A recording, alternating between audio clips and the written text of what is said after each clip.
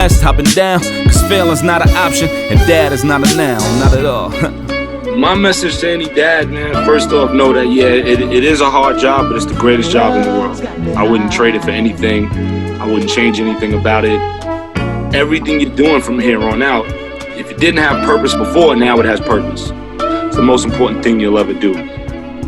Just be a dad.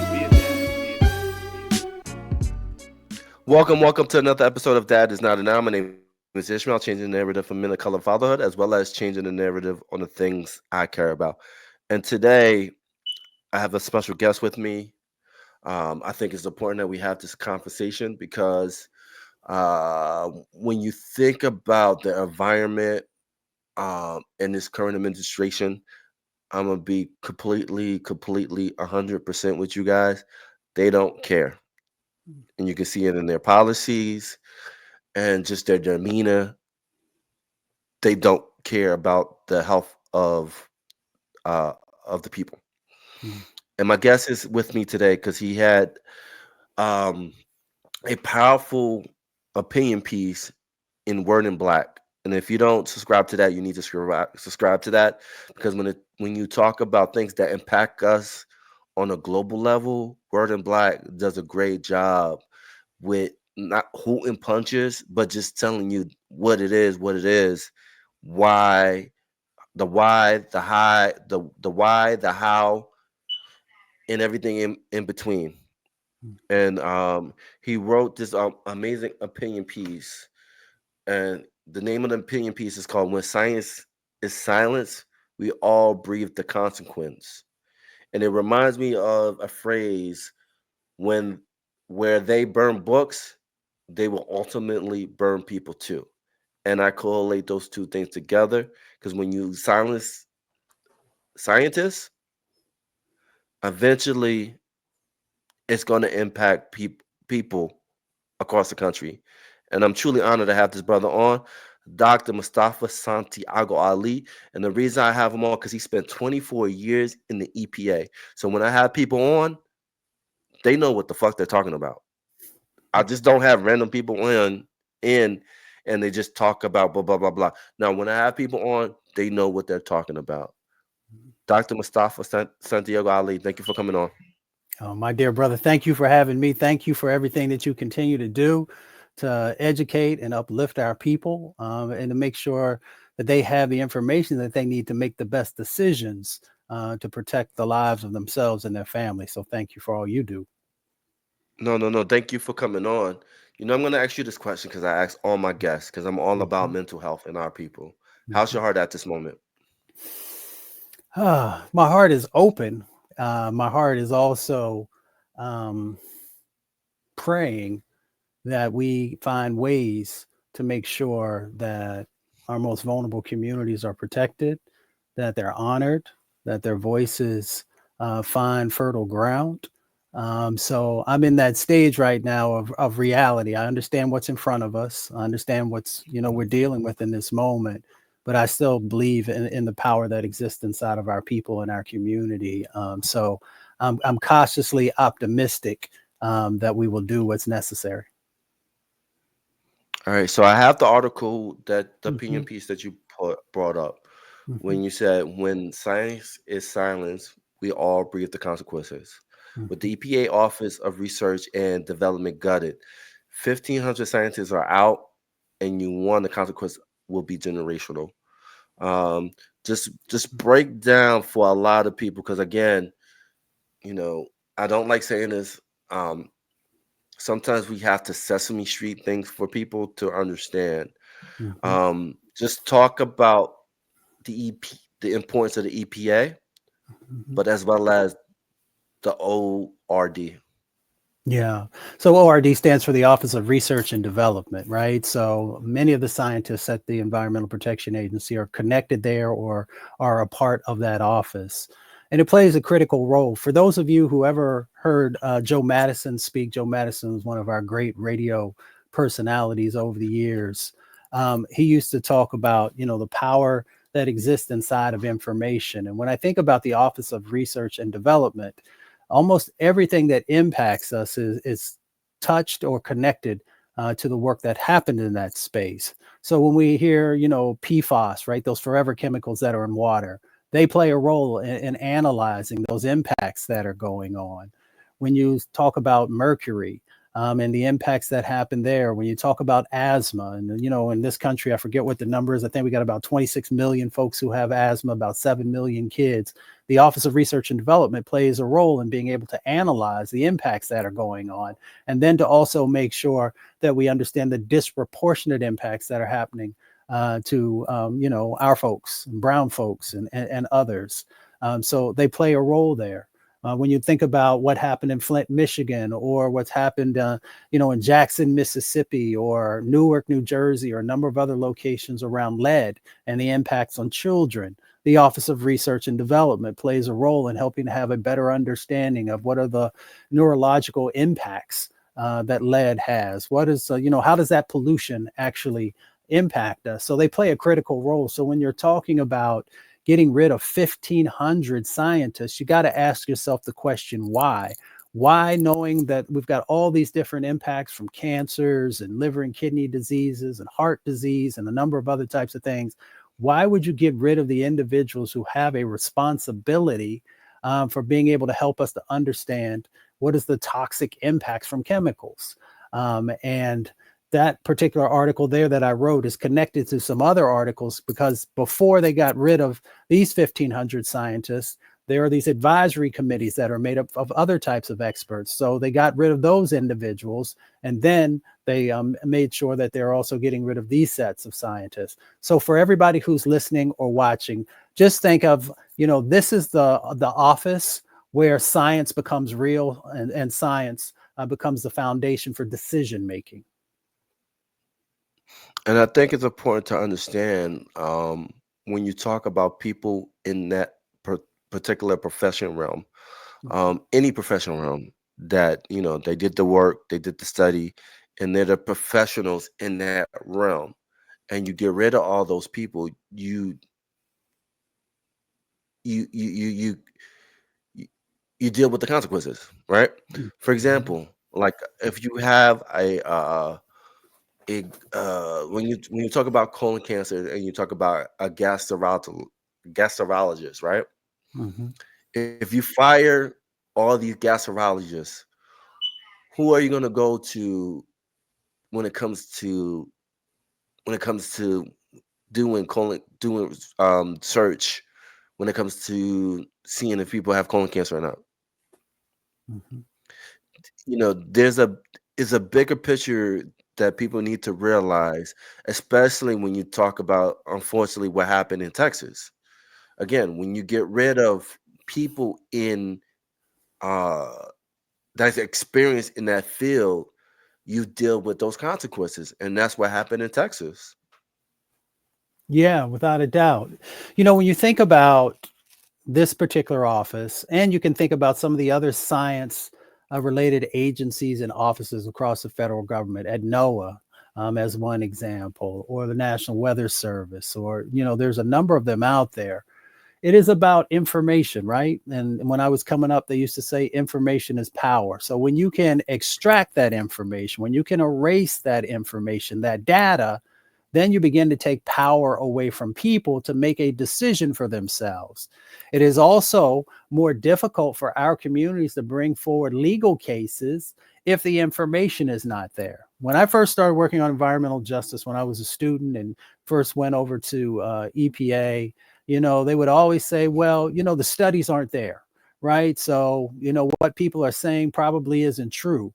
So then we began to Right. work to make sure that the studies were there, so that we had the data, so that we could put Mm-hmm. that data with everyday people's sets of experiences. So Mr. Johnson used to say, this is what's happening in my community. After we were able to make sure we had that scientific data, it helps to, not only ground truth, but verify what Mr. Johnson was saying. So when they take that information away, that data, it makes it more difficult for us to do this.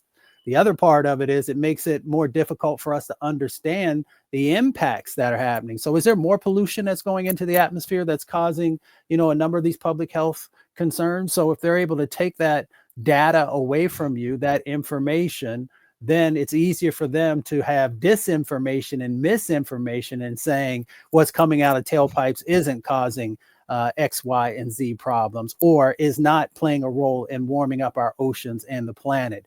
So that's why it's important when we see things like what happened in Texas to understand and to have the data to be able to say, when the atmosphere warms up, it holds more moisture. And when it holds more moisture, because we're having these climate crises, then you're going to have these huge amounts of rain that come down in a short amount of time. And then you get little girls being washed away and elders in trailer parks being washed away and so forth and so on. So when you bring Texas into our conversation, it's an excellent connection between we've got to have trusted individuals, those scientists who are collecting information and helping us to have a better understanding of what the possible impacts are. Right. And I think the important dynamic to it is like the end game is that the privatization of everything. That's the ultimate goal. They want to privatize everything. They want to give corporations a free pass to do whatever they want to do. Right. I think about the Supreme Court decision to gut the Clean Water Act. And how that plays a major role, because now with the Clean Water Act, with the EPA, is that they had a theme that this is the standard you have to go by. And now by gutting that, now it's like it's up to states to decide, okay, when it comes to the water, if the corporation is going to give me this amount of money, we're gonna hide that information. And that ties into everything together. It does. You're right on, whether it is in dealing with water related issues and the pollution that exists there, or the air and the pollution that's unfortunately disproportionately in our communities. We have dirtier air, or the land of where you might grow food. Dealing with brownfields and Superfund sites, those toxic sites, or other types of pollution that's associated with, runoff or that's being dumped in our land. You need to have an understanding of what it is and how does it impact me, and what are both the short-term, medium-term, and long-term effects. And that's why science is so incredibly important. And let me just give a caveat also that science at the Environmental Protection Agency and other federal agencies and state agencies and even sometimes county is incredibly important and needed, but it also has to partner with community-based participatory research, that community science that's also out there, so that we've got that connection that's going on. So we got to make sure that we're protecting all of that. And often community science will maybe do its own research and analysis, but it also looks into data sets that the federal government would have to be able to take a look at trends, right? Because you might take a look back 30 years, 40 years, 50 years and bring it up to the future. So we got to make sure that we're honoring the data that's there and the individuals who are, helping to collect it. So we got to make sure that there's a continuum, because we want to honor what's going on in our HBCUs and in other academic institutions. So science matters, science is critical, and science in many instances will help you to have an understanding if you're going to live or die. And I think that's important to bring up too, because I think one of the biggest problems is having that conversation, how it impacts every state in the union. Oh, without a doubt. And that's, Like, I'm sorry, I didn't mean to cut you off. no, go ahead. No, go ahead. No, once again, I mean, you're hitting all the points that we really need to be focused on, because, we understand the dynamics that are going on inside of our community, and we can unpack those. But, I often share with folks these same impacts that are happening in our communities often can be happening in other communities. So you look at what's going on in Appalachia, right? In Kentucky with the floods, because we talked about the Texas floods, and in Kentucky, we've had these floods, but in other locations, those are going on. When we look at places like Institute, West Virginia, where the people also are breathing extremely toxic air that are there. So sometimes when it's lower wealth white communities, Black and brown communities, indigenous communities, there are a whole bunch of folks who are dealing with the impacts that are going on. And the other thing that we just got to bring forward is that pollution doesn't stay still, right? And we got to make sure that everybody understands that, because when it is killing folks in our community or making folks in our community sick, it also will migrate, especially in the water. So there are impacts that will happen to wildlife. There are impacts that will also happen to other water bodies, and it makes it even more expensive to be able to clean things up if you can. So we all are in this together. Dr. King said we come to these shores in different ships, but we're all in the same boat now. When you look at the impacts of the climate crisis, when you look at these environmental injustices from pollution that are going on, yeah, we get hit first and worst, but other folks will also pay a price for inactivity and for us not raising our voices and holding elected officials accountable. And what do you think is going to be the lasting impact if anything doesn't change and we go the course that's going on right now? Yeah. Well, I don't know if you can see some of the books that are behind me, but I've been a part of, some of the research that has gone on over the last few years. If you look at things like the National Climate Assessment, the IPCC, which is also made up of a number of scientists from across the planet, folks have been very clear now for over a decade, in some instances longer than that, about these impacts that are going to happen. So right now, many people across our country are dealing with a heat wave, right? Where you've got these days over 90 or 95 degrees. We know as we move through this century that you're going to have 100+ days a year in many locations where you're going to be dealing with 95-degree weather plus. We know that in many instances in our communities, folks don't have air conditioning or can't afford to turn it on. So there are impacts there. We know about the heat strokes that are going on. We also know if we're going to stay on heat, that it's going to make it more difficult for folks to be able to grow crops in many of the locations that they currently have. Everybody remembers, I always remind people a couple of different things. One was COVID, right? Remember when you went to the grocery store and there was no food there and everybody was freaking out? I mean, that's just one example of the types of things that we might have to deal with. Then you got the floods. Many people won't be able to afford flood insurance. So if your house gets washed away, then you just short. And we understand that one of the ways that you build generational wealth in this country, this one of the ways, I understand there are other possibilities, is to be able to pass your, real estate down from your from you to your children and from your children to your children's children. And we know we got a wealth gap in our country. People won't be able to do many of the jobs that they're currently doing because you can't work outside. It's so incredibly hot. So you've got those dynamics that are going on for those who work in the construction world or other things that require you to be outside. And then you take a look at, as these temperatures continue to increase, we're going to have new diseases that we're going to have to deal with. So you'll have tropical diseases that normally, are not things that folks have had to deal with. Then you got an administration who's taken away healthcare coverage. So you've got all these different dynamics that play out even more impactfully in our communities. It's going to be really rough if we don't get on top of this. And the last administration was making investments. This administration has decided not to. And this administration has also been very clear that they don't care about Black and brown people or indigenous people. And I would even venture to say they don't care about lower wealth white communities. So everybody's got something in common that they can work together on to make sure that we change this dynamic. Yeah, and what do you think is what the future will look like? Because again, their goal is to dismantle the EPA, right? That's the ultimate goal. That's what's going to go. So what do you think the world? I know you already answered it, but not having the EPA be effective. Like, how does that? Would you even damn that? Being that you worked there for 24 years, that impact the EPA could no longer influence when it comes to policy. Yeah, That impacts everybody. For context, the EPA has been around since 1970, right? It came into being because there were all these disasters that were going on.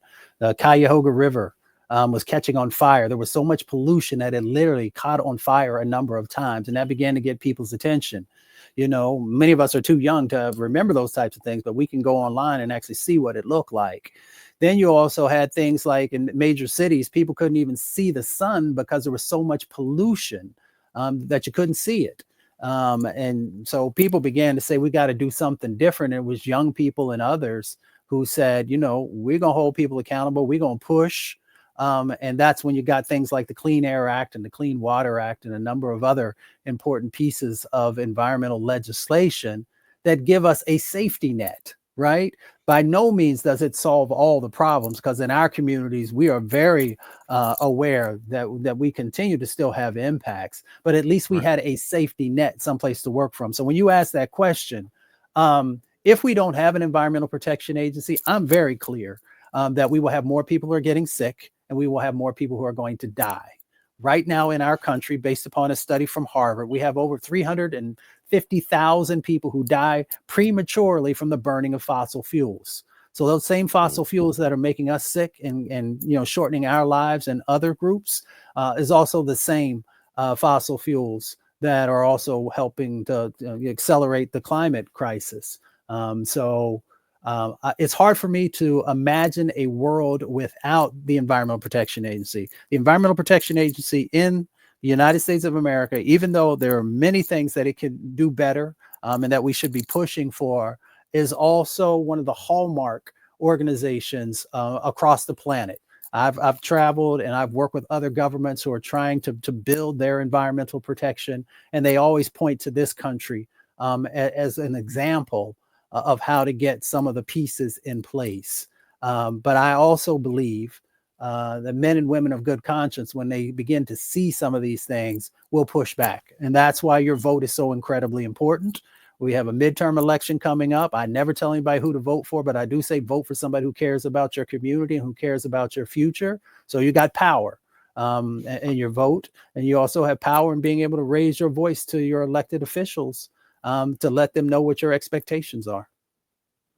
And the one thing I want to bring up too is like, when we talk about the ultimate goal is privatization, right? Mm-hmm.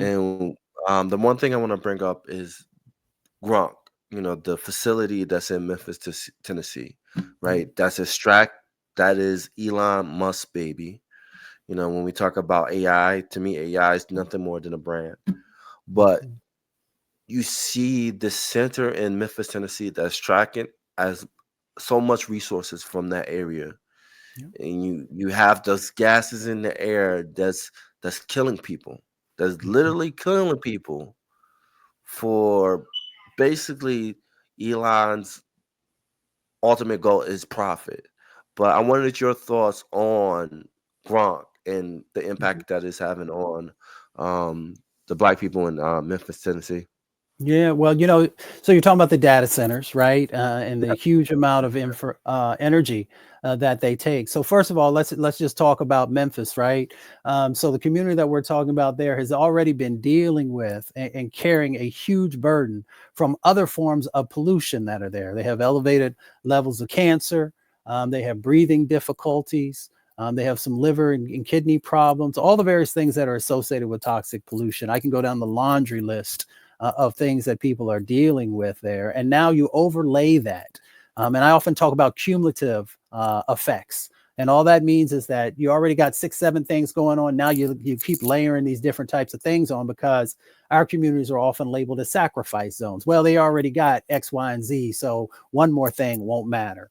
So now you have these new turbines that are there. As far as I know, they haven't been permitted. So someone went around to be able to actually get them in there. And I believe they're supposed to go through a process after a year, which I've never seen before. But again, I don't know all the politics that's going on right there right now, but I do understand the impacts, the health impacts that are going on. So when you see these data centers that are being proposed or located across the country, I bet you, I would almost put money on it, that you'll never see one of them located in a wealthy community.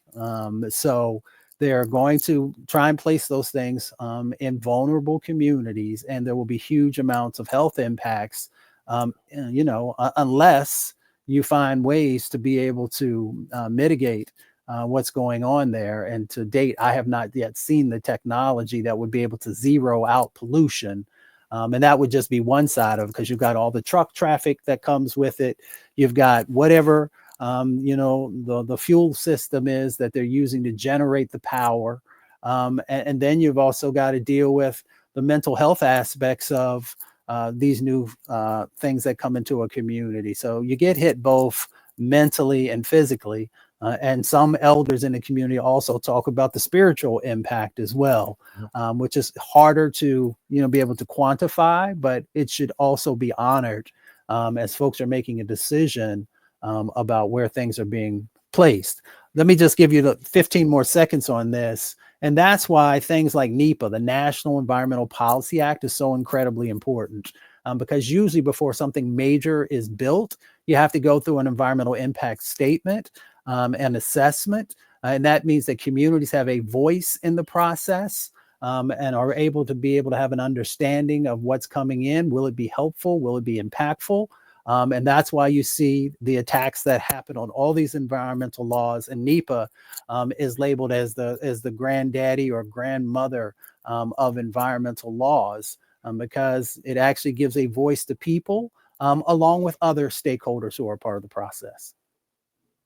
Right. And I think that's important, that people should have a voice, whether if they want it or not. Yeah. And again, it goes back to the information. It's about the data. It's like letting them know that, hey, these are the pros and cons. Mhm. You know what I mean? And it's so important that people need that information. But if they're gonna hide that information, and what I worry about is, like, as history repeats itself, is that, you have this current administration that's gonna protect them, protect the corporations, where you're gonna have data that's gonna link what they're doing is impacting people's lives. So what they're gonna do is they're going to have what they're going to do is going to have a scenario where they're going to trump the courts, so people can't sue Mm-hmm. for damages.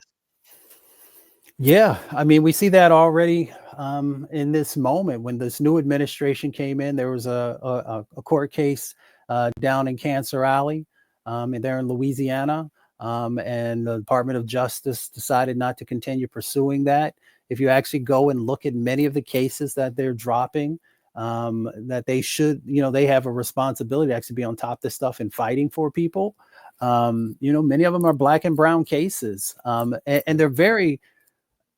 they never want to talk about the science, and they never want to talk about the health impacts. They'll find everything else to talk about except those, because they know it's impossible for them to get around that, right? Because it's right there in your face. The data is there, and we understand how it impacts and how it plays out. So they'll find some legal loophole or a number of other things to focus on. Once again, it's that distraction thing. They'll try and distract people from what the reality is. So we've got that dynamic going on, whether it's through the Department of Justice or through some of the courts, and of course, everything going up to the Supreme Court. But again, people are literally playing with the future of this country, and they are playing with people's lives. And there has to be accountability for that. Yeah, and unfortunately, in the time that we live in right now, with the people that's in power, they won't be held accountable. What's gonna happen is 10 years from now, everyone's gonna write a book about their life in administration and make a lot of money. Mm-hmm. Well, we've seen that before, right? Right. Man, we've talked long enough, and we've known each other long enough. I keep it real with folks. I don't care if you're a Democrat, Republican, or an independent. Everybody should be held accountable, right? If you're doing good things and you're helping folks, then we should applaud and we should lift that up. And if you're doing things that are hurting and impacting folks, then we have a responsibility to call that out as well. And that's why you got to be really mindful of if you vote and who you vote for, because it has huge impacts to inside of our communities. And I have not given up hope yet, but we got to get real focused real quick, because, our grandmamas and our aunties and uncles and our nieces and nephews and children are counting on us to make sure that we don't just let this stuff slide and go by without highlighting it, without getting engaged, and doing what we can to make sure there's real accountability, both in this moment and after this administration is done. Yep, I agree. Dr. Ali, thank you for coming on. I appreciate you for taking the time. I know you're a busy man. You got a little one that you got to take care of. You got other things going on right now. My last question to you is when the poetry book coming out? I'm gonna Man, hound you about that. no, and I appreciate you, man. I've submitted 3 books now. I'm just waiting on folks. I'm about to do this video series. I'll talk to you more about. Maybe I'll come back on when it comes out, talking about many of our greats and some poetry that I created in honor of them. Yeah, man, I'm just grinding. I'm grinding and then writing all the time. Everybody, please go check out Word in Black. You will find something there that will resonate with you about our community. And we've got to support Black-owned media because in this moment, and trust me, I've been on everything, all those major shows that you see. Many of them have taken steps back in talking about what's going on inside of our communities, both our triumphs and the tragedies that happen in our community. And that's why this show, Word in Black, folks see me on Roland Martin and some of the other shows out there, that it's just important for us to support our own, to make sure that our stories are being told authentically and through a lens that resonates with us. Facts. Support Word in Black. Support Dr. Ali. Also, Dr. Ali, if you want me to be that that muscle guy to reach out to those people, say, yo, what's going on? What's going on with the book? What's going on? I got you. Okay, I might have to call you up on that. You know what I'm saying? Yeah, but I think about our greats. I think about the greats, and some of them I've met, and others I've read. And I know so many of them, because of your deep ties in the poetry world and the essay world.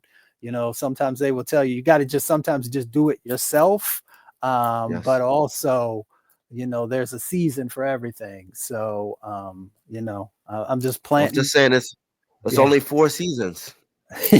True that. One of those seasons that gotta come out. Yes, you are right, and I appreciate you, brother, for having my back and for also reminding me, because I think I've written now. I think there's like 4 or 5 books that I've written for other people in their books. Yeah, so it is time. It is time. Yes. Stop being a ghostwriter. Yes, I've done that too. Yes, I just like seeing people shine, and I like seeing good information being out there. I never worry. I understand. It's okay. It's okay to be Tito, but sometimes it's all right to be Michael. There it is. All right, brother. It's time for you to be Michael. I'm gonna learn to sing. And dance. You don't need to learn how to sing. You know how to write. So I'm just saying, let the words, let the people see the words and see the pen name. There it is. Real talk. Appreciate that. All right, Dr. Ali, thank you. I appreciate you. I love you, man. Love you too, brother. Again, this has been another great episode of the podcast. Like, subscribe. Before I go, how can people find you? Man, you can get me wherever you see Mustafa Santiago Ali. So whether it's on IG or on Blue Sky or on Threads or on Substack now, I still got a little space over there on the plantation, but I don't really visit that very often. So I'll leave that there. Yeah, just leave that there. Yeah. Again, thank you. I appreciate you. All those links will be in the comments in the link below, and we're out. Peace. All right. Stay on for a second. Let me in the recording.